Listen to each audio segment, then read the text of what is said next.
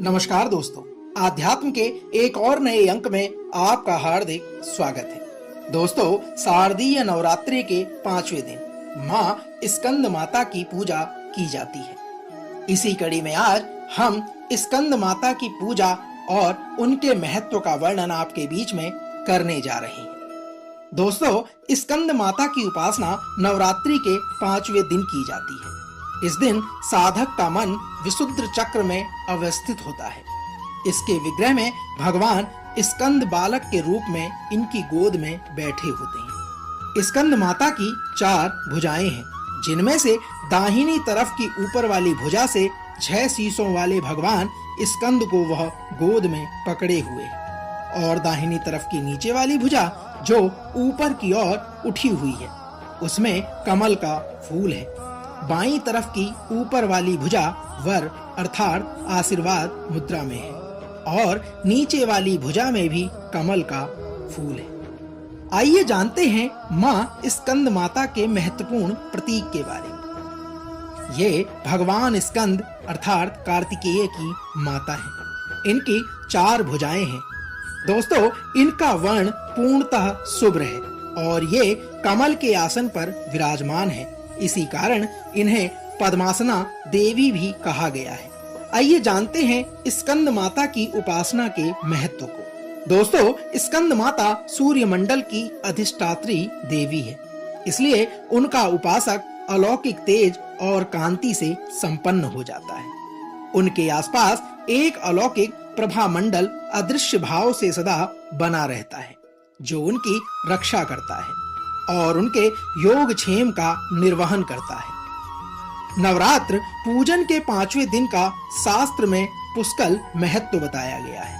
इस चक्र में अव्यवस्थित मन वाले साधक की समस्त ब्रह्म क्रियाओं एवं चित्त वृत्तियों का लोप हो जाता है। वह विशुद्ध चैतन्य रूप की ओर अग्रसर हो जाता है।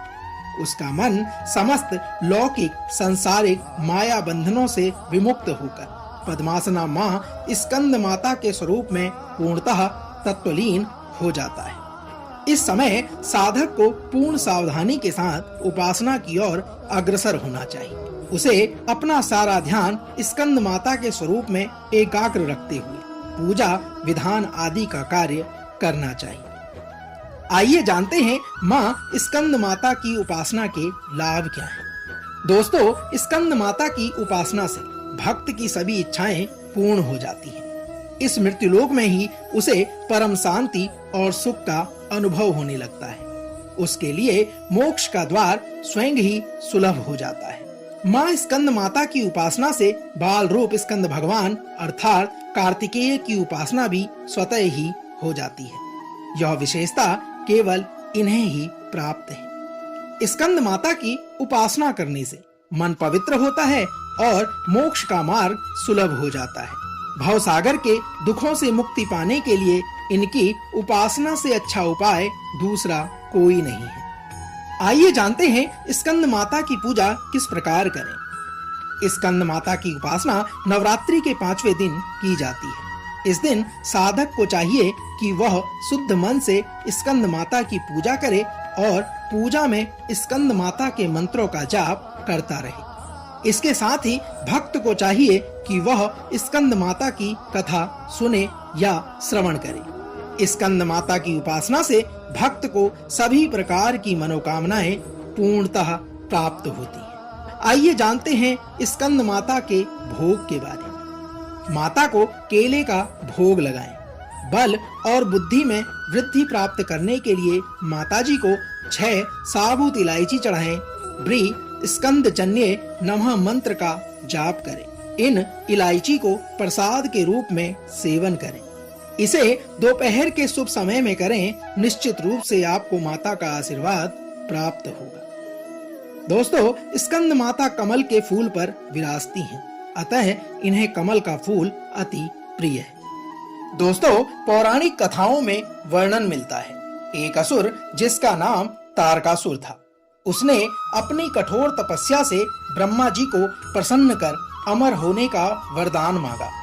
तब ब्रह्मा जी ने कहा, इस धरती पर जिसका जन्म हुआ है उसका मरना निश्चित है।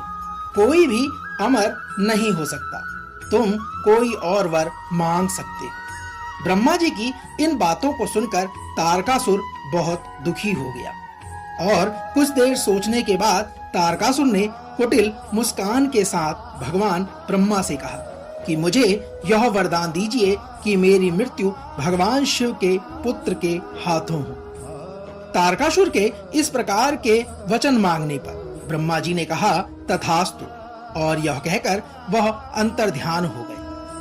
साथियों, तारकासुर ने यह सोच लिया था कि भगवान शिव तो माता सती के वियोग में अनादिकाल तक तपस्या में लीन रहेंगे और माता सती का स्थान शंकर जी किसी और को कभी भी नहीं देंगे।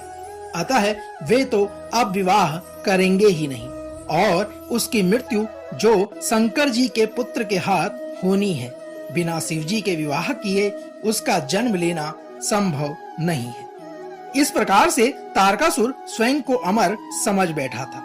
वह बहुत ही शक्तिशाली और क्रूर था। यह वरदान मिलने के बाद उसने देवताओं पर अत्याचार करना आरंभ कर दिया। देवतागण बहुत परेशान हो गए और उन्होंने ब्रह्मा जी से मदद मांगी। तब ब्रह्मा जी ने कहा तारकासुर का अंत शिवपुत्र ही कर सकते हैं।